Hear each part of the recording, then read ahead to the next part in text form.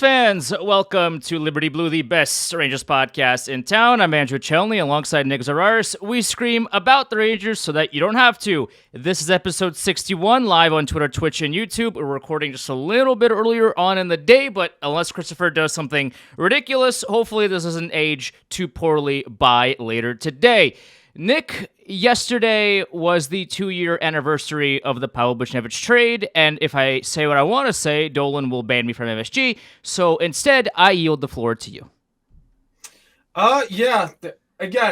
We've said this more than once, and it bears repeating. He immediately jettisoned the best right wing the team has had probably in the last 5 to 10 years, and has spent the previous 2 seasons trying to recreate a good right wing, whether it be in the aggregate or going out and getting guys at the deadline, and still have yet to successfully do that. Maybe Blake Wheeler can be a 55, 60-point guy, not do as much work as, somebody like Buchnevich who drives play and is really good in transition, but for all intents and purposes, we are in the dead of summer now. We are at the point now where the insiders aren't even tweeting news. They're just retweeting the team account news. Like, I got 6 push notifications all at once that Jim Nill signed an extension, and it was all the insiders just retweeting the Stars tweet instead of, tweeting themselves, oh, yeah, Jim Nill got an extension in Dallas. So, yeah, we are at the official phone-it-in point. That'd be too much work for them. They're at their cottage drinking the margaritas. Come on, Nick. Like, they got better things to do. That's basically what it is, man. You can tell how little it kind of matters at certain points. Okay, so let me pull that up. Okay, so real simple today. We are going to run through all 32 teams in the NHL in relation to the Rangers from the perspective of, would you rather be that team or would you rather be the Rangers? So we'll start here with the baseline. When I go on the various sports betting websites, the Rangers are somewhere between 7th and 11th to win the Stanley Cup in terms of odds. Do you feel like that is a reasonable estimation, or do you feel like that's a little bit high based on the fact that the Rangers are a very public team with a large fan base, and they know at a reasonable price you're going to be able to attract more action than you would typically? Because I feel like that's a little high. I feel like 7 is a little high. 7 is high, but 9 through 11, maybe 12, like that. Yeah. That seems fair. Because at the end of the day, you still have Shesterkin, you still have Zibanejad, who, if he wants to be better at 5-on-5, has the ability to do so. You still have Panarin, who, if he wants to ever shoot the puck, he can do it at a very high level. He just chooses not to. You have a lot of players on this team that, if they actually, did what they had the ability to do, they could in theory go all the way if everything clicked, at the exact perfect time, and they went on this beautiful run and it all went well. But at the end of the day, there's other teams that are just built better right now, and especially throughout their bottom 6, they have better, maybe mobile defensemen in the top 4 that don't get paid $8 million to miss the net. Like, they have their funds are allocated better, and therefore have a better team. So yeah, I mean, 10th, 11th is kind of where I see the Rangers right now. But like that's just based off what their structure is. But they also have that kind of, hey, if everything goes well, we're a cup contending team. Things just don't always go well all of the time, and therefore they're kind of in that range. Gotcha. Okay, so let's start with the obvious. I have 15 teams, and the definitely no, absolutely not. We can knock out the Ducks and Coyotes right off the bat. No. Sure. No interest in either. The Ducks have a few interesting young guys, but they are so far away from being even a playoff team, let alone a cup contender. They're out. Arizona, I can only name Clayton Keller and Valimaki. Those are the only 2 players on the Coyotes I know off the top of my head, so that's a no. The Flames are in purgatory right now where all of their good players would like to leave, so that's a no. The Blackhawks have 1 good player and Corey Perry getting paid $4 million a year. And Nick Foligno as well. Don't forget that. Yeah, Nick Foligno. Blue Jackets, no, based on roster and on having Mike Babcock. That's 2 no's. No goaltending. The Red Wings I have as a no just because I don't see it. I get why people are starting to get a little more bullish on them, but I still don't see them being particularly good. And Montreal in this category as well as a team that's still quite a ways away. Then I have 2 teams very much in the soggy middle, the Islanders and the Predators. 2 teams that they can make the playoffs, maybe win a round, but that's kind of the max of their ceiling. Kind of expensive, older teams. I have the Flyers in here as well. Flyers are cursed. The Flyers will probably never be a good hockey team again. I have the Sharks, who 2 notable prospects, and they've been bad for 4 years now. The Blues, who, much like the Islanders and Predators, stuck in that soggy middle. I have the Canucks, who are just a dumpster fire of a roster. I have the Capitals, who are just old, and I have the Jets, who, like the Flames, all their good players would like to leave. Yeah, I can't really argue any of these. I mean, the only one that I guess could potentially have an argument for is maybe the Predators because David Poile is out. Now they have Barry Trotz, a guy who actually wants to do things as a general manager and has been on fire doing it. Like the surprise buyout of Matt Duchene and making a lot of these moves. Like the Mikael Granlund trade was amazing. You move a player who can't play hockey and you get a second round pick in return. Oh, that's as a GM, like that's what you want. So like the Predators are moving in the right direction. They still have UC Saros in net. They have some good pieces in there. They are in that middle of like, where do we go from here? They have to kind of pick a side of, okay, either we sell everything we have except for either UC Saros or Askarov, and then just kind of build from there. Or, we have UC Saros who's in his prime right now. We have some top guys that can make a difference. Let's try to see if we can make this one run happen. I don't know if that's how likely that is, given what their roster currently looks like, but they're going to have to choose a side one way or the other pretty soon, and Barrett Trotz, I feel like, is the right person to kind of push them in the direction that he feels best in. And St. Louis is kind of the same. It's just like they aren't bad, but they're not good. So it's kind of, so they're in that before when it was 1 through 8 would make the playoffs, like they would be stuck in that 9 to 12 hole of they're not good enough to make the playoffs or do a lot of damage come playoff time, but they're also not bad enough to tank for the best players in the draft. They're kind of in that like, we could be good if everybody scored 40 goals on this team, but otherwise we're kind of average. So let me ask you this question before we move on to the next category of teams. Do you value being closer to that, like what Nashville is, what Calgary is, like the Jets are? Or would you rather be kind of what Anaheim is, where you have a handful of really good young guys, a very barren roster, and cap flexibility and draft picks to improve your roster? What do you value more? What do you think is a better situation to be in as an organization, where you're middle of the pack, you might get in the playoffs? Or would you rather be the Ducks, where you still have pretty much carte blanche to keep molding the roster and not worry about expectations? It kind of depends, because Calgary is in a very interesting situation where they know they're going to be a bad team because all their top guys want to leave. But because all of their top guys want to leave, they can restock the cupboards very quickly. If Craig Conroy, the new GM of the Flames, does this well, and by all accounts, I have no evidence to prove that he won't. He can do some magic in Calgary. If Lindholm wants out, if these guys want out, he can get a lot for these guys, and he can make the Calgary Flames a potential contender in like 3 to 4 years if he makes the correct moves. The problem is that it's, one, really hard to do those kind of trades, and two, like, if these trades go poorly, then Calgary is a disaster. Then you're looking at 5+ years of continuous rebuilding to maybe, hopefully, get some success down the line. Anaheim is already deep in the trenches of that rebuild, so it kind of depends on what Craig does.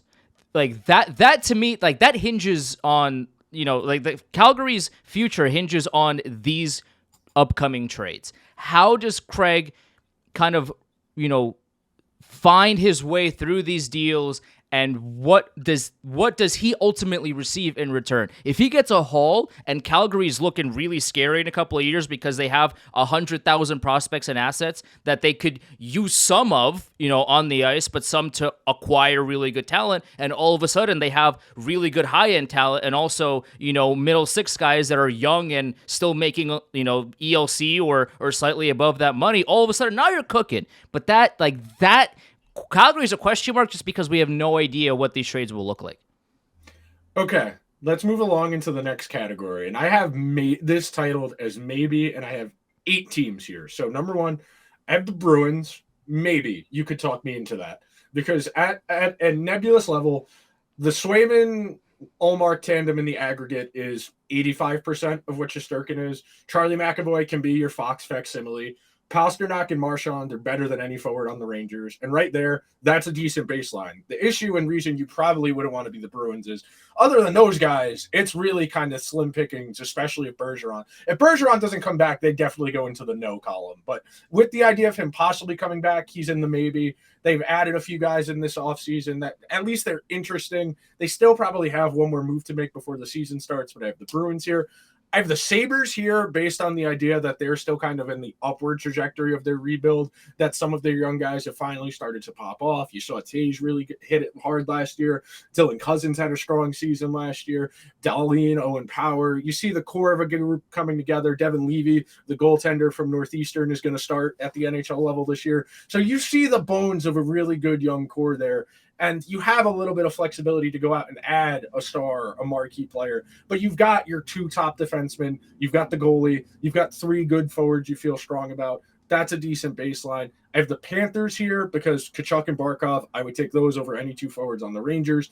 The Florida defense, the goaltending situation, obviously less than stellar, lesser than the Rangers. But if you can talk, if I can have Tkachuk, if I can have Barkov, if I can have Carter Verhaeghe, Brandon Montour, Ekblad when he's healthy, that's a solid nebulous to build around. I have the Kings here, another team that's kind of closer to, I would say, probably like 7 or 8 than 14 or 15. And it really kind of depends how the guys they acquire start to sink in. If any the Dubois trade was kind of a disaster fire for LA. Like, I'll be honest. Like, no, they got I wouldn't say a disaster. Dubois is a really good player. I'm not, no one's arguing that Dubois is a bad player. They gave up a whole and a half to get him, especially 2 useful forwards and 1 good defenseman. But they also had to clear out, this, like you were just talking about in regards to the Flames, where you got all these assets, all these pieces. You're not going to be able to keep them all. So I understand pushing chips in. And Rob Blake I'm not going to say he's probably feeling the heat, but at the very least, like, he's been in that job a while now. They haven't won a playoff round yet. I understand why he pushed chips in, why they traded for Fiala last year, why they signed Deneau 2 years ago. Like, they're getting more aggressive over time because I would assume there's a sense of desperation. They're like, hey, we got to start making some tangible progress. Yeah, I mean, like, maybe disaster fire was a little bit of a reach, but like the trade doesn't look good for LA in the terms of, Dubois is a solid player, he's going to be a solid contributor, but the guys that they give up, like Kevin Fiala is a really good player. People, who don't watch a lot of LA Kings games don't understand how useful of a Swiss Army knife kind of guy Kevin Fiala is. My man can score at will. He can also defend really well as well. He's very useful in all assets of the game, and that's something that the LA Kings are going to miss very, very quickly. Once they realize, we don't have that guy anymore, that's going to be a massive hole. On top of letting him go, you have everything else involved in the trade. Like, Dubois is a solid player. He's going to get his points, but was he worth giving everything that they gave up to get him? I'm kind of I'm on the fence of saying no right now. We'll see how it goes. If Pierre-Luc Dubois scores 18 goals in the playoffs and they win the cup, obviously I'm going to eat my words and I'm going to be on cold takes. That Twitter account come June. But as of right now, like, I don't like that trade for LA, and for Boston really quickly, like, their first line center right now is projected to be Pavel Zacha, followed by Charlie Coyle, Morgan Geekie, and Patrick Brown. Yes. That's pretty stark in comparison to Bergeron, Krejci, etc. Yes. Bergeron, he had a great season last year, so it's not like he can't play anymore. But it sounds like he doesn't want to play or is like exhausted at this point, which I can't blame him.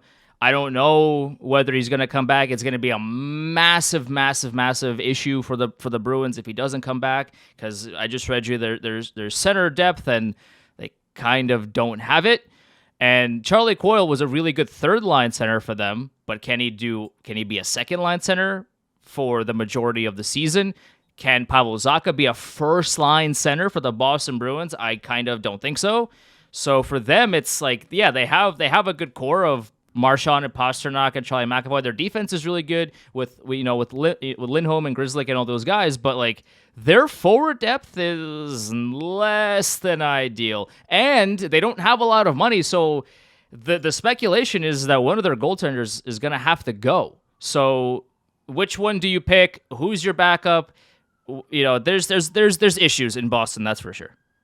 Yeah, the other teams I have in this category of maybe, I have the Minnesota Wild, I have the Kraken, and I have the Lightning as maybes. As Seattle, based on the idea that they're the most well-rounded team because they have four lines that are all relatively interchangeable. They have all their draft picks. They have cap space to go out and add a significant player. They've got a handful of really young, high-end young players like Beniers, like Shane Wright, who whenever they actually get to stick, you saw Beniers won the Calder last year. If Shane Wright actually gets a look this year upcoming, the only real question I have for them is goalie. And even then, if with the 10-ish million in cap space they have, I think Seattle's a decent shout. Tampa Bay, I mean, they're old at this point. They've had to shed a lot of guys from those cup runs, but Kucherov, Point, Hedman, Vasilevsky, Stamkos, that's pretty solid. That is a really solid core where if you get the auxiliary pieces around those guys right, you could talk me into them making another conference final or cup final appearance if everything clicks for them. And then Minnesota, just based on the idea that their best players are still relatively young in Kaprizov, Boldy, Eriksson Ek. They've slowly started shedding away some of those older, expensive guys, like Matt Dumba's still a free agent. They got to figure out goaltending long-term because I don't know if Philip Gustafsson is a multi-year starter. But at the very least, it's a conversation because I think Kaprizov is more individually talented than any forward on the Rangers. And I think Matt Boldy would probably be the second or third best forward on the Rangers. So there's at least, there's a conversation to be had. I still probably take the Rangers, but Minnesota's at least interesting. I'm out on Tampa. At this point, I'm out on Tampa. And that's only because if you look at the way that their roster is projected, they have their first line is incredible. Stamkos, Point, and Kucherov, incredible. After that point, it gets pretty murky.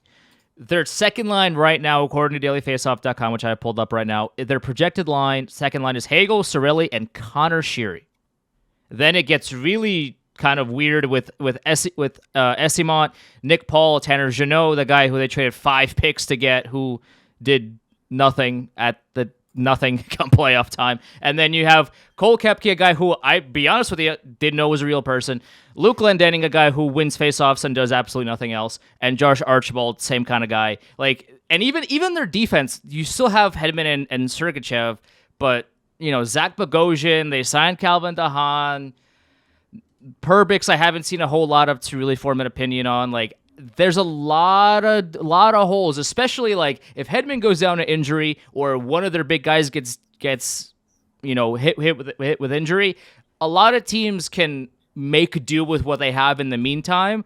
The Lightning might fall from grace really quickly if that happens. Yeah, I don't disagree with you. And then the last team I had, I wasn't sure which column I wanted to put them in. And then we'll do the last couple of teams, which are definitely yeses in my mind. I have Ottawa. I think Ottawa's young guys like Kachuk, Stützle, Jake Sanderson, Shabbat. I think that young core is really good. I think they don't know what to do around them, and that's probably why it's a no for me. But those are 4 really young, talented guys who all have a lot of potential to be good, and they've got a lot of draft picks. They've got cap space where if a good player becomes available again, they can go get them like they did when DeBrincat became available last year. I really like the core. I also have a lot of red flags for this team. They signed Jonas Korpisalo to a big contract, and he is one of the goalies of all time. He is very unreliable. There's moments where you could see why the Senators signed him to that big contract, but a lot of the times he has not looked really good at all. And listen, he played on a Columbus team that was a dumpster fire defensively and also offensively, but they were just not a good team. So I can excuse some of the reason why Korpisalo's play was as bad as it was, but at the end of the day, he didn't do a whole hell of a lot to kind of help the Blue Jackets either, especially last year. I mean, they were not a good team from front to bottom, and giving him that kind of contract is scary to say the least. There's some depth issues, but I can see, they still have Claude Giroux, who at this point is like the elder statesman of the Ottawa Senators, who's there to, he can still play at a high level, don't get me wrong, but he's also there to be like, hey, young guys, this is how you're supposed to play the game the right way. This is how you play a good two-way game, et cetera, et cetera. So the Senators have some pieces. I am worried about their depth right now. They signed Zach McEwen to a contract because of reasons, and they they have a lot of interesting names. The Jacob Chikrin trade was great for them. He played really well for them. He's going to play really well for them for years to come. I'm concerned about their depth right now. I'm a little concerned about what they do at forward, especially in the bottom six, and their goaltending. They have issues. Okay, so in the definitely yes column, I have the Carolina Hurricanes, I have the Dallas Stars, the Vegas Golden Knights, the Devils, the Avalanche, the Oilers, and the Maple Leafs. Those are my definite yeses. The Oilers are and Vegas have the advantage of being in the West, which has generally been an easier conference, and that's why I have them as definite yeses. Vegas was able to keep together most of the core of the team that just won the Stanley Cup. Edmonton, I mean, you're finally starting to see progress. I mean, winning playoff rounds consistently multiple years in a row, that is something to, that's a far cry from what they were a couple years ago, where it was, can they even get into the playoffs? You've seen McDavid kind of reach this nebulous point of supernova, best player we've ever seen. And you've still got Draisaitl. Nugent Hopkins was a 90-plus point guy last year. The only real issue with Edmonton is their defense. I think the goaltending combo of Campbell and Jack Campbell and Stuart Skinner is fine. It's above average, at least in the Western Conference. The Hurricanes and Stars and Devils are all in the same kind of space where young set up group still on that upward ascendery, good coaching, really, really talented high-end players where you talk about Robertson on the Stars, Rupe Hintz, Miro Heiskanen, and they still have guys like Thomas Harley and our friend Nils Lundqvist who can kind of ascend into bigger roles there. Carolina at this point is just trying to figure out the exact right mix it's going to take for them to make a conference final, and the Devils arguably have the best top six in the entire league.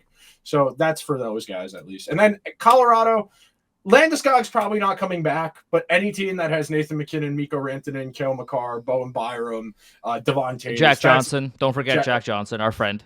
Yes, our Rangers legend. Yeah, he's been a good one in Puck Dooku lately, Jack Johnson, because he's played for so many teams. He won a Stanley Cup. He's been one of the good multi-purpose answers as of late, Jack Johnson. Yeah, I really like Dallas right now, especially with their acquisition of Matt Duchene. Yeah. He really rounds out the number that he's at too. Yeah, exactly. He didn't get some ludicrous contract to all of a sudden make it an albatross. The only issue I have with their defense is Ryan Suter. My man's is done.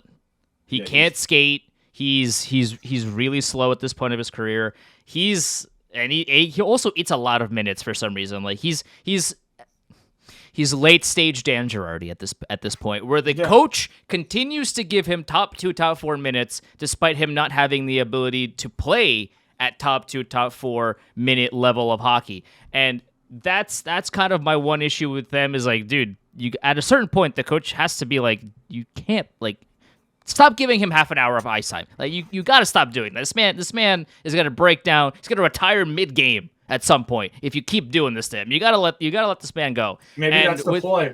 Maybe that's the play. Reverse psychology him into quitting.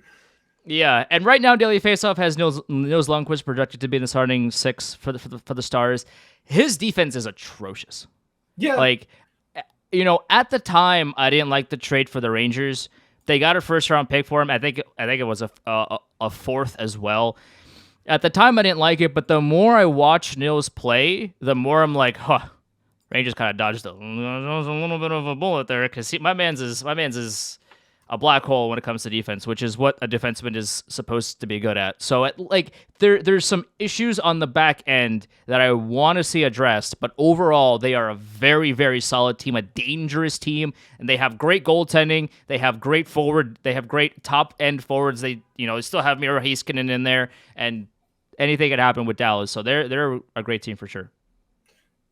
Devils, Carolina. God, it sucks they're in our division because those are both two well-constructed and well-run teams, frankly. I know I've given the Hurricanes a lot of shit over the years for running their team like a hedge fund, where as soon as somebody's about to make big money, they immediately trade them or let them walk and try and find a facsimile, like when they let Dougie Hamilton walk and then had Tony DeAngelo do 3/4 of what Dougie Hamilton did for 1/4 of the cost and trying to save money as much as they could. But that's a well put together team. And like I said, the Devils can still go out and get a goalie and still be cap compliant. That's how well structured they are. They finally got out from under Miles Wood. They finally got some of the dead weight off of their roster. And they still got guys who haven't really popped off yet, younger guys like Alexander Holtz, and you'll have Nemec and Hughes probably at some point this year, where they're very well situated here to be cheap and good, as opposed to just good, or you know what I mean. Yeah, the only issue right now on the roster is their goaltending, which, like you mentioned, they have the cap space to do it. Connor Hellbuck, come on down. You're a member of the New Jersey Devils. But, like, they are, I would say, on paper right now, the New Jersey Devils are the scariest team in the NHL, at least on paper. If you look up and down their roster, they are terrifying. The Tyler Toffoli trade they got for pennies on the dollar, they didn't give up much of anything to get him, and he's a top 6 scoring threat who is a shoot first kind of guy. That's somebody like the goals Rangers last year on a bad team. Right.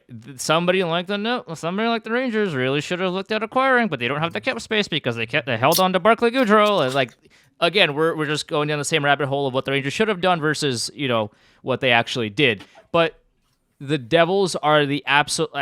There's no team, at least on paper right now, that is, you know, on that upward trajectory that I'm more afraid of to meet in the playoffs right now than New Jersey. They are terrifying. The only issue is their goaltending, but if they need is like league average goaltending. Right, exactly. Like, yeah. Connor Hellbuck would just make them cup favorites instantly. I feel like you know, we're Rangers fans at heart, but we see, like, this is you're not getting Rangers radio. This is objective.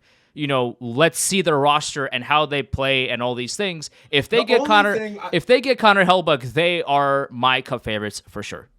The only position groups you definitely give the Rangers goaltending, and you might be able to talk me into arguing the Rangers defense is more talented because you don't know what Luke Hughes and Cy McNemic are going to be yet, and the Devils lost Ryan Graves, and they lost one other defenseman too that's escaping me at the moment, where just throwing 2 guys with minimal NHL experience into the fire to be full-time NHL defensemen, that's a little bit room for error. I mean, John Marino was very good for them last year in a minimal role. Them turning Ty Smith into John Marino was a really good trade for them. And the Devils have really worked the trade market well. You mentioned Tyler Toffoli. They've managed to add guys like when they added Jonas Siegenthaler. They've added guys that fill specific roles that play well. And I mean, sure, you think, I know that was a lot of the conjecture about them last year going into the playoffs. You and I both said it during the preview episode against the Rangers for when they were going into series against the Rangers. How would a team with little playoff experience fare against a team with some like the Rangers? And it didn't seem to be an issue in that first round series against the Rangers. The Devils were more or less fine. I mean, definitely a little slow out of the gate the first 2 games, but talented team. And we could say the coach is a question mark too, because Lindy Ruff does not have the greatest of feel. And that's really the reason I like the Stars. I like the Hurricanes, the Avalanche to some degree, Golden Knights to some degree. It's just the coaching, man. And one of the arguments for maybe putting Toronto in the maybe column is just I have no idea what Brad Treliving's doing. Like, they're over the cap, and they're gonna have to buy someone out or trade somebody. Like, maybe they can do LTIR shenanigans with Matt Murray and he just never plays hockey again and they trade him to the Coyotes. Maybe they have to buy out TJ Brody. But they're kind of in a weird spot now where he threw out a lot of money at a bunch of random guys like Bertuzzi, Domi, etc. Ryan Reeves, $1.35 million for 3 seasons to play hockey. I guess maybe occasionally, sometimes trying his best. The Leafs last year, I'd say yes. Last year, I'd say yes. The now it's like I kind of don't know what they're doing. Like, I don't know what Treliving is doing. Like, the Tyler Bertuzzi signing was great. Tyler Bertuzzi's a dog. As we saw in the playoffs and after the deadline when the Boston Bruins got him, he fit perfectly in that system. He was incredible for them, but he wanted a long-term deal. The Boston Bruins didn't want to give it to him. They couldn't give it to him, so that he signed it with Toronto instead. Like, they are doing some just weird things when it comes to money. The John Klingberg signing was strange. Like, I get he's really good offensively, but my man's can't guard a lawn chair. No defense. He's one of the worst defensive players on the face of the planet. Almost like nearly as bad as Erik Karlsson is defensively. Like, both of them are just all offense all of the time, 9-8 games, 100% of the time, and that's all we want. That's all we care about. The Ryan Reeves contract, I dude, I don't understand it. I've ruminated on this for 3 weeks now, and it makes less sense now than it did 3 weeks ago. If you like him that much, make him assistant coach. Make him a director of player personnel. Make him something. Just give him a job. Make him be around the team and just give him a job. If people like him that much, just give him a job. But he can't play hockey. Director of team vibes. Yeah, exactly. Like, just do something. Like, he doesn't have to play hockey for you. 3 years, dude. Give me that contract. I'll play the same hockey. 3 years, and he's over the age of 35, so you can't really buy it out either. Which, I mean, granted, 1.3 is not a lot of money to eat on a dead year, but just like, this contract's getting bought out in a year or two. Yeah. So like, well, like the reason why Toronto is a maybe for me is because of we have no idea what their future looks like. When you look at teams such as Dallas, such as New Jersey, such as Colorado, you see the trajectory that they're on. How they're really good now, but they're more than likely, barring some kind of catastrophe, going to be really good for years to come. With Toronto, under Trey Living now, I am much less confident in their ability to be good long term than I was under Keith and Brendan Shanahan, or Jason Spezza, I should say. Like those guys had a plan, and especially and we talked about this, like at the deadline, Sheldon Keefe did everything he possibly could not Sheldon Keefe, Kyle Dubas, I apologize. Kyle Dubas did everything he possibly could have to make the Leafs a cup contender. The Ryan O'Reilly trade, the Nola Chari trade, like all these guys that he brought in for pennies on the dollar should have made this a great team. He did a great job. I feel like he did a great job. And then they blew it in the second round. Like they got swept, I think, by Florida. Like they didn't do well on the ice. It was a really close series for sure, but ultimately they didn't win a game in the second round. And they left. So like that's not on the general manager. He did a great job. And now under a new general manager who's making less than stellar decisions, I don't know what the Leafs are going to look like 3 years from now. I know the Devils are still going to be really good 3 years from now. With Toronto, not a clue. All right. That'll just about do it for this week's episode of the Liberty Blue Podcast. Make sure you are subscribed wherever you get your podcast, on all the major podcasting platforms, YouTube, Twitter, Twitch, live streaming every Monday, 6 o'clock-ish, usually. Drink water. It's hot out there. Have a good day, guys.